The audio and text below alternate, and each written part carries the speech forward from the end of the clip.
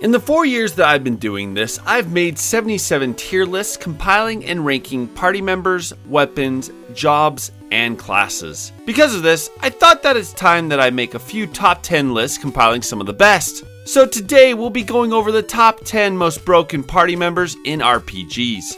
Here are the rules. First, I'm going to try and stick with games we've covered so far in the Who Is Best series. This means that a character like Saitan from Xenogears won't be included because I haven't made a Xenogears tier list yet. Second, I'm excluding MCs, as the top 10 most broken main characters will be a top 10 list for another time. Finally, we will be considering each character within their respective game. If that character has traits, stats, weapons, or abilities that break the battle system of their own title, they are a candidate for this list. And that's all the rules. If you would like to see any list related to the characters and games we're covering today, go ahead and click on the card at the top right of the screen. I hope you enjoy the video, and if you're new here, be sure to subscribe and check out my benefits for Patreon members. Number 10. Rita from Tales of Vesperia has a unique place in that game as a DPS caster. Sure, there are really great characters in this game, but Rita simply breaks it with her nearly unlimited, extremely fast, and with the right passives, undisrupted spellcasting.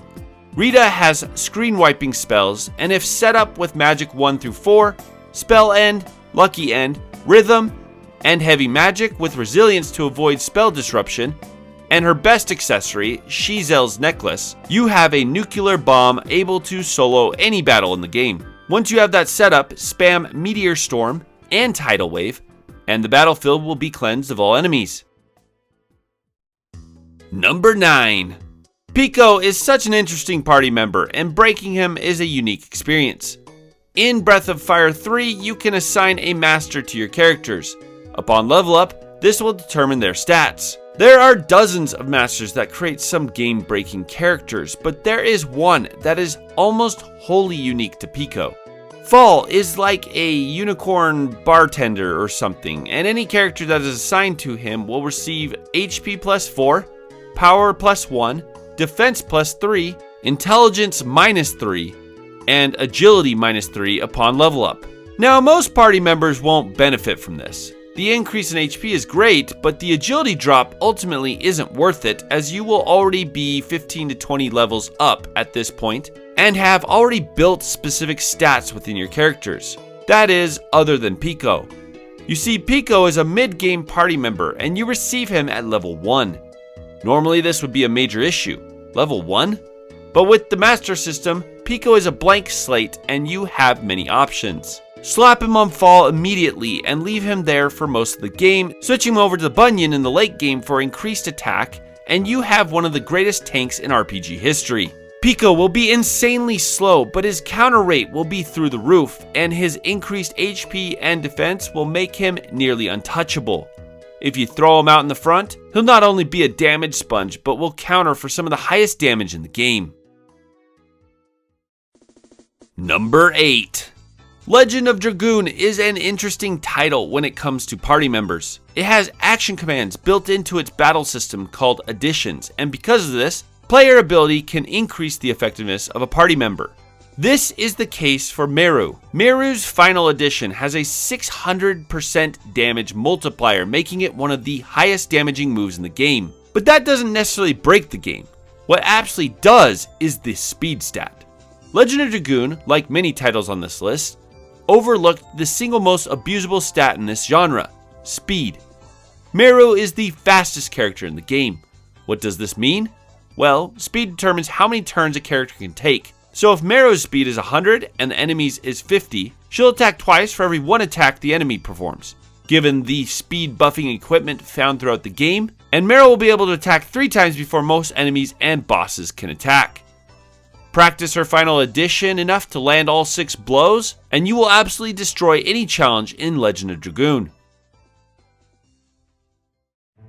Number 7. In Octopath Traveler, you have a merchant named Tressa. Now, Tressa alone is a top tier character, but given the subclass Rune Lord Tressa becomes an absolute god. Not only will she become one of the highest damaging characters in the game, but she makes all your other party members broken as well. Transfer and Rest make for a BP battery capable of building up boost points for insane enhanced attacks. Abusing hired help and the runes of the Rune Lord will turn the other mages in your band of travelers into DPS machines capable of doing 25 to 85k per attack. Mastering Sidestep along with the above strategies will give you one of the most broken characters in the game. Number 6. Final Fantasy Tactics isn't known for being a balanced game. Not only are some of the class combinations like Monk, Knight, Ninja, or even the ever-broken Calculator Caster just ridiculously busted, but you also receive some pretty broken story characters join your party as well. One of these that seems so outrageously broken that many speculate he was a mistake is Thunder God Cid or Alandu. Cid has the character-specific class Holy Swordsman. This gives him all the skills and abilities of the Holy Knight, Dark Knight, and Divine Knight classes. If that isn't enough, given the Excalibur sword which comes with auto haste, he'll be casting some of the best spells, all while dashing around the battlefield, outpacing the enemy. From the point you receive him until the end game, Cid will absolutely destroy your experience, unless your goal is to walk through this game without any challenge. Number 5. The Dragon Quest series is no stranger to broken characters, but its newest installment, Dragon Quest XI, may have one of the most abusable party members in this beloved title's history. Erik is the late game DPS of DQ11 and manages to put out the highest damage possible in the game. Look it up. People have found some crazy ways to push his damage even higher. The main reason for this is his late game builds and the correct setup. In order to do the most damage, it'll take 3 turns of setup. In this strategy, you'll have to oomph him, hit the enemy with the status effect, and have Erik use his multiplier skill. If all of this is done and you've given him the best knives in the game, then Erik will one-hit any boss. It's actually insane to watch this combo come to fruition. Sure, it's tedious and sometimes won't work, but when it does, it's so satisfying. Number 4. Star Ocean, like Dragon Quest, also has its fair share of broken characters, but one type has always stood out as the most busted of them all, and that's the long-range DPS. Maria from Star Ocean Till the End of Time manages to be the single most busted party member in the series for that very reason. Not only does Maria have great AI and can tank hits, but she has an incredibly abusable attack called Scatter Beam that melts bosses from afar. It's possible to not only take down any boss in the game within minutes, but also do it without receiving a single hit. The crazy part is that she's pretty much broken from the moment you get her. Once you synthesize her weapon into the best pistol in the game, you can never go back. Number 3. I'm not a huge fan of Final Fantasy VIII. I know why it's popular. It's a broken game. There are so many exploits that fans just love to take advantage of. One of these exploits is the seemingly endless damage loop of Zell's Limit Break. In Final Fantasy VIII, when a character's health is in the critical range, they will receive access to their limit breaks. Squall's is incredibly strong, and Selphie has an instant kill attack that can be abused, but Zell's is a whole nother story. Depending on his health, you will receive up to 12 seconds to perform certain combos that are randomly given to you. But what you're looking for are the 2 shortest and most common combos, Punch Rush and Booyah. Given some practice and fast reflexes, it is possible to do over 100 combos. This can accumulate into over 1,000,000 damage, which there isn't a single boss in the game that can withstand an attack like that. Number 2. It's exciting to see the sleeper hit Legend of Heroes series getting recognition in the West. This is almost entirely thanks to the PS Vita titles Trails of Cold Steel 1 and 2. In the first 2 Cold Steel games, there was, well, let's call it a miscalculation by the devs. The evasion stat is incredibly abusable, especially in the second title, and there is one character with the highest natural evasion stat that becomes such an indestructible tank that it makes boss fights laughable. Fee Colossal is the evasion tank to end all evasion tanks. If given her starting Master Quartz Raven or the Thor Master Quartz, 2 evergreens, evasion equipment, and counter damage specific quartz, she will not just only evade most physical attacks, but she'll counter with incredible damage and chain that damage into a team attack. Now, you would think that magic attacks might offset this, but in the first 2 games, enemies rarely use arts, and what arts they do use can be disrupted by Cold Steel's busted protagonist, Reen.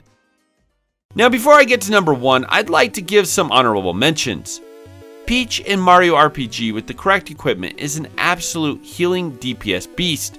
From start to finish, Saitan is one of the most busted characters in Xenogears. Wakka has the single best limit break in Final Fantasy X, capable of busting the damage limitations wide open. Har makes one of the most difficult Fire Emblems, Fire Emblem Radiant Dawn, almost easy. And finally, Queena's ability to do almost everything in Final Fantasy IX makes her a pivotal piece to breaking that game. Alright, let's finish up this list with number 1. Xenoblade Chronicles 2 is the most broken game in the series, and Tora's custom robot girls, specifically Poppi Cutie Pie, make for the RPG genre's most broken character, period. Now, the explanation is kinda hard, because in order to truly understand just how abusable the systems in Xeno 2 are, you need to, well, understand them. But needless to say, here's the short and sweet breakdown. Poppi Cutie Pie, unlike other blades in the game, is completely customizable. If built with the utmost damage and critical skills in place, her damage over time ability plus her own massively devastating attacks, along with the blade combo finishing move Eruption, will cause over 1 billion damage. Yeah.